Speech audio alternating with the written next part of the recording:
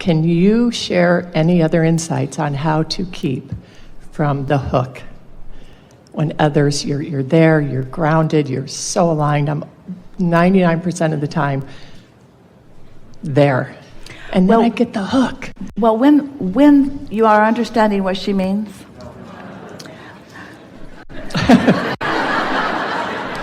sorry. Well, the wobble is knowing what you do want, knowing what you don't want, introducing enough of it into your vibration that you just keep yourself from being stable. But tell them what you mean by the hook. So I am completely and utterly moving and grooving in the right direction. Over the years, I've done so much work. I feel amazing. Everything is amazing. And then all of a sudden, I'll use a simple example. Gossip. I don't care. I don't want to hear it. There's so much in the world, specifically in the area I live, with the mommies, and I don't want to hear it. And then someone will say something that intrigues me and gets me, and then I'll start vibrating at a lower level. Can you believe she was sleeping with so-and-so? And then I'm not trying to be funny. I'm being very serious. And then I want to just beat myself up, and I don't for a few seconds, and I get over it quickly. But they hooked me. I hooked myself. Well, first let us say that you don't get hooked unless there's some wobble in your experience. Because whatever's coming to you is coming in response to some vibration that you've got going on. But we know what you're talking about because you're... let's start in another place. Let's say that the hook that you are describing, now you are getting what she means. The point at which you feel like you're holding on to your connection, you're holding on, and then it just starts tipping fast. Well, what that is really is momentum. And so the best response that we have to you comes from a question and answer that someone else asked a while ago. It's our favorite question, and it was our favorite answer. This person wanted to know, how does one get rid of doubt? And we said, you do it before you get it, which was totally annoying. Because once you've got it, you've got it. So Abraham, how do I get rid of it? Don't tell me that I get rid of it before I've got it, because I've already got it. So now what do I do? And that's when we began talking about how when you sleep, momentum subsides. So do you accept that this inner being part of you exists, and that as you are launching those rockets through life, that you are vibrationally becoming as that source energy being? Well, that's momentum. That's momentum that you can really trust once you start hanging around in the vibrational vicinity of it. But you also have habits of thoughts. When you think a thought, that thought offers a vibration, and other thoughts like it come to it. In 17 seconds, there is an actualization of a thought. In other words, that's all it takes, just 17 seconds before a thought becomes strong enough with enough momentum that it attracts other vibrations to it. So another 17 seconds, more momentum, another 17 seconds, more momentum. And when you cross the 68-second mark, there's momentum, and we would call that the hook. There's enough momentum there that who you are is challenged. Now, it doesn't seem like all that you are from all eternity should be challenged by a 68-second gossiping conversation. But when you focus upon it, this day and that day and that day and that day and that day, without even knowing it, you develop these patterns of vibration that are very easy for you to pick up on again and again and again. A belief is just a thought that you keep thinking. A belief is just a pattern or a habit of thought. So the simple fact of the matter is, you have beliefs within you that serve you, and you have beliefs within you that don't serve you. And every now and again, you'll get hooked. But what if you were getting hooked so that you could work the bugs out of something that doesn't serve you? What if this negative feeling that you have, what if it's not you doing something wrong? What if it's you answering another request that you've got to work all the bugs out of who you are and really become who you are? Mm-hmm. What if you're wanting to put yourself in a conscious place where you are realizing that you are an uplifter, not a detractor, and that you want to be of value, not of disvalue? What if you want to praise rather than criticize? And so what if you've still got, and everyone does, have some pieces of resistance? What if this is your opportunity to come to an even stronger feeling about it and decision about it? So now, when you go to bed after that happened that day, say to yourself, while I sleep tonight, all momentum is going to subside, and it is not necessary for me to carry forth from this moment forward, from this night's sleep forward, vibrational patterns that don't serve me. And tomorrow, if there are some, I want to be aware of them. And that's what your negative emotion shows you. It shows you the patterns of resistance that do not serve you. Don't you want to be aware of those? Mm-hmm. You've got sensors in your fingertips and the stove is hot, and you don't say, I'm going to ignore my sensors.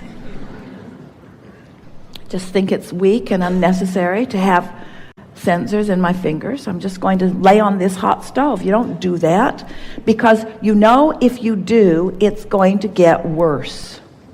Worse and worse and worse and worse. The longer you keep acting within yourself something that is in opposition to who you really are, the more you're going to attract it. But a better way of saying it is the more momentum is going to happen. And the more momentum that happens, then the greater that momentum has, is a greater challenge to your alignment. And so, yes, there are things that are interesting. There are things that are interesting that don't serve you in that sense. But you're at the point now that every time that happens, you feel it and you know it. And you know the disadvantage that you're offering to yourself and anyone else that you're playing with in that moment about it. And so sometimes Esther says to herself on a regular basis, I'm becoming a vibrational snob. And it doesn't mean that she's not harboring negative emotion, and it doesn't mean that she can't get into a complaining session just like anyone else.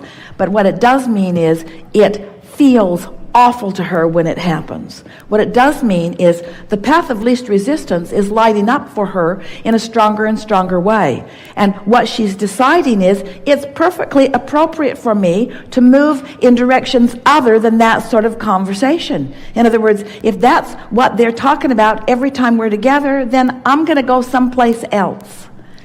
Now, that's a little tricky, because law of attraction, when you make your decision to go someplace else, law of attraction will give you someplace else just like the place you just were.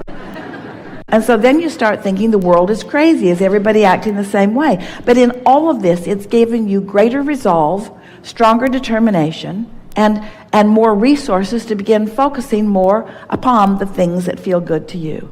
Mm-hmm. And then in time, those experiences become fewer and fewer. And so you might say to friends when they get there, oh, I'm getting hooked in to some old stuff that I used to do. And while I'll admit, girls, it is kind of fun to go down this path a little bit, I got to tell you, I felt better before we got there. Can we go back? Can we go back to before we were talking about this? Can we get to something that feels better? And little by little, you will wake up in the morning with less of what you had active yesterday active within you, until before you know it, you are new unto the universe, and the universe can show you, as it always is, who you really are. But who you really are and the evidence of who you really are is changing constantly, you see. When we talk about alignment, you like that? When we talk about allowing versus resistance, you get that. When we talk about alignment or misalignment, of course it's a relational thing, because there's really strong alignment and there's really strong misalignment, and there's a lot in between. So you like those awarenesses of those. When we talk about momentum, when we talk about law of attraction, you like that? So when we talk about path of least resistance, that's really what we want you to focus upon, because you are at the place where the path of least resistance is no longer ragging on something that doesn't feel good. That's a path of great resistance. That's a path of enormous resistance. So then you want to ask yourself, why do I do it? Why do I let myself get sucked into it? Or why do I even initiate it in some cases? Why do I do that? And the answer is because there is some residual momentum that makes it a logical thing. but it isn't without my conscious awareness of what I'm doing. And since I do create my own reality, I get to choose what vibrations I offer. Maybe not all at once, but eventually. And if you will start with, I choose the unconditional feeling of feeling good. Over time, we've offered many, many processes to help you to focus yourself into alignment. So when we talk about path of least resistance, when we talk about law of attraction, we talk about momentum, there's something that we are wanting to introduce into the conversation in a very strong way. And that's the path of least resistance conversation. It's the path of least resistance.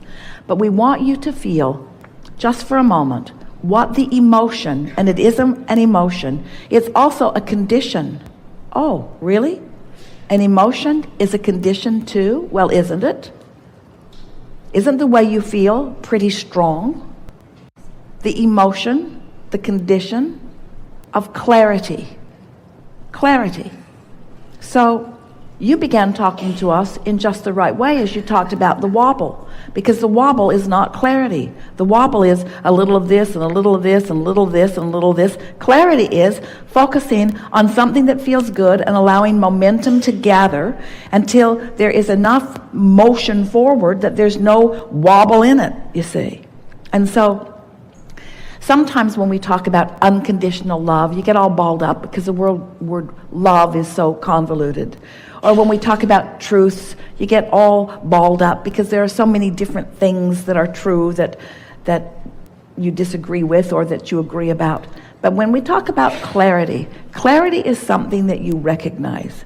You know when you feel clear. And so it's clarity. When you're sitting there feeling negative emotion about something, that's your guidance system saying to you, you don't want to go down this path. And that is a form of clarity. Don't call it a wobble. Call it clarity. Call it, my life experience has shown me, because I've been in these conversations and I haven't. Years ago, Esther went. It was one of the first jobs that she applied for. And it was a long interview process, and it was a prize that Esther really wanted. And so she interviewed for this job. It paid really well, and it asked for lots of her skills. It asked for her ability to type and her ability to do some accounting and her ability to take some dictation and her ability to use her shorthand. All of the things that she had learned, she was ready to use in this job. And so it was a 3-day process of interviewing, and she was chosen from hundreds of people who applied. And she was so happy. She went to work that day, and as she was there, the first girl that she met said, I'm supposed to show you around, and I will, and I want you to just be aware of those girls over there because they're trouble, so stay away from them. And Esther said, okay. And then she said, and don't spend any time in the lunchroom because they will eat you alive.